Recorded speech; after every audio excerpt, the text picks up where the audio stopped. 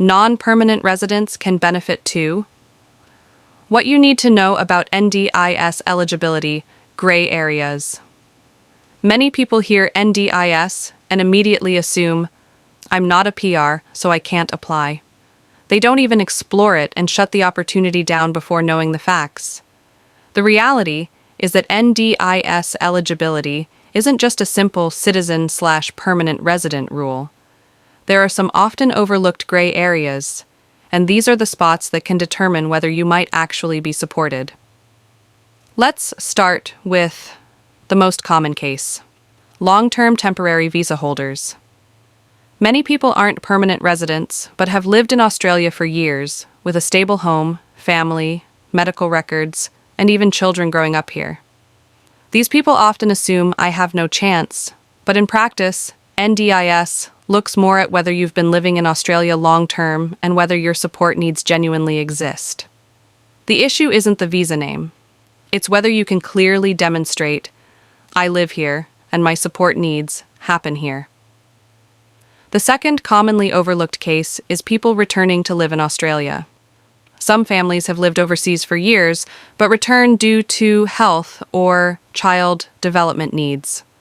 Because their visa status is still in transition, they mistakenly think they have to wait until everything is fully settled before seeking support. In reality, as long as you're back in Australia and genuinely living here, some supports can be assessed immediately. The key is being able to clearly explain, why must this support happen now, not sometime in the future? Another point many people don't know about is special exemptions or visa categories. Some visas aren't considered standard temporary visas legally, and in specific circumstances they fall within NDIS eligibility discussions. But these cases rely heavily on professional judgment. If you only research online, it's easy to misinterpret the rules and either give up or go down the wrong path. It's important to note that these gray areas don't mean breaking the rules, exploiting loopholes, or guaranteeing approval. They simply refer to legally permissible assessments that are often unclear and hard for ordinary people to navigate. The real question isn't, do you dare to try? It's whether you know the right logic, documents, and process to explain your situation.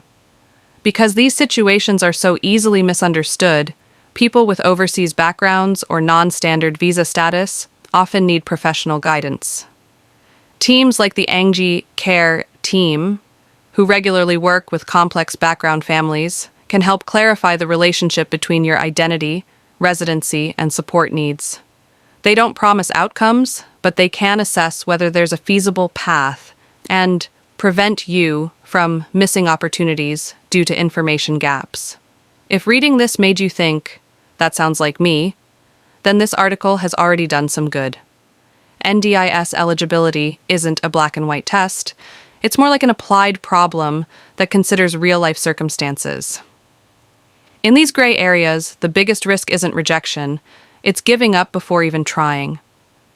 If you know someone who has given up on NDIS because of visa or residency concerns, consider sharing this article with them. At the very least, it shows that some doors aren't completely closed.